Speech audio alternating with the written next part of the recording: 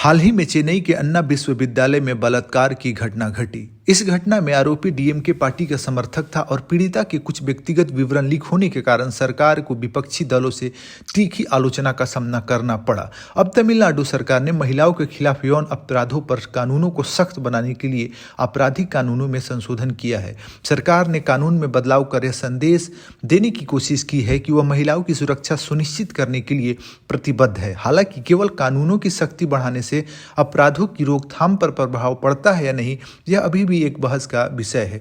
इस संशोधन की मुख्य विशेषताएं क्या क्या है? पहला, सजा में बढ़ोतरी। बलात्कार, यौन उत्पीड़न, पीछा करने और दृश्यतिकता जैसे अपराधों के लिए सजा को बढ़ाया गया है।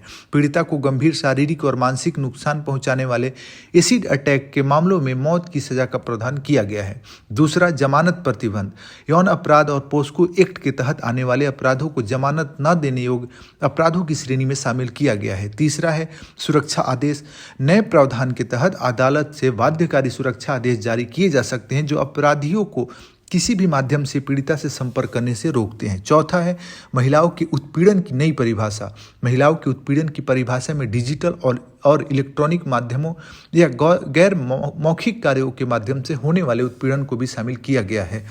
संशोधन की सकारात्मक पहल क्या क्या है? महिलाओं की सुरक्षा को प्राथमिकता। इन संशोधन से यह संदेश दिया गया है कि सरकार महिलाओं की सुरक्षा सुनिश्चित करने के लिए कठोर कदम उठाने को तैयार है। सुरक्षा आदेश की पहल। बाध्यकारी सुरक्षा आदेश जैसे उपाय पीड़िता को अपराधियों से दूर रखने में सहायक हो सकते हैं। तीसरा, मृत्यु दंड का प्रावधान। एसिड अटैक जैसे गंभीर अपराधों के लिए मृत्यु दंड का प्रावधान अपराधियों के मन में डर पैदा कर सकता है। इस तरह के संशोधन के सकारात्मक प्रभाव पड़ते हैं। वहाँ के अपराधियों में यह संदेश जाता है कि आप यदि किसी भी तरह के अपराध करेंगे तो यहाँ की सरकार सख्त है, कानून सख्त है और आपको आपके बुरे कर्मों के परिणाम भुगतने होंगे।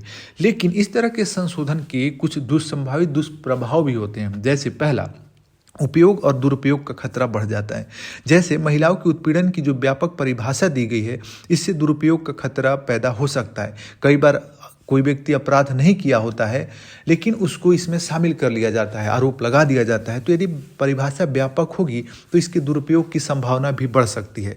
दूसरा है कानून सख्ती और क्रियान्वयन में असमानता।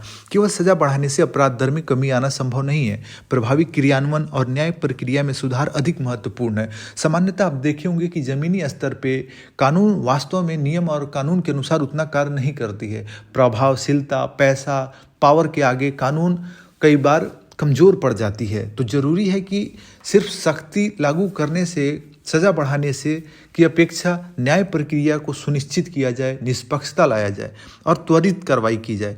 पुलिस और न्यायिक प्रक्रिया पर इससे दबाव भी बढ़ेगा।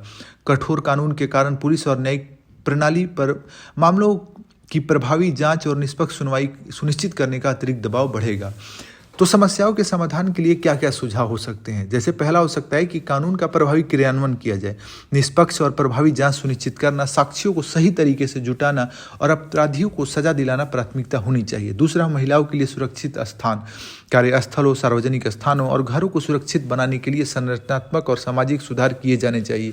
जैसा कि पश्चिम बंगाल में आपने देखा होगा स्वास्थ्य विभाग में कैसे एक घटना घटी थी। तो ये जरूरी है कि सुरक्षित स्थान किया जाए।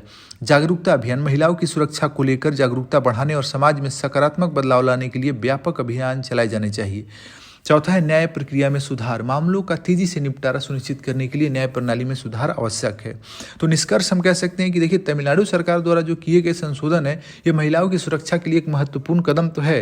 हालांकि यह केवल एक शुरुआत है। महिलाओं की सुरक्षा सुनिश्चित करने के लिए प्रभावी क्रियान्वयन, निष्पक्ष जांच और सामाजिक जागरूकता की आवश्यकता है।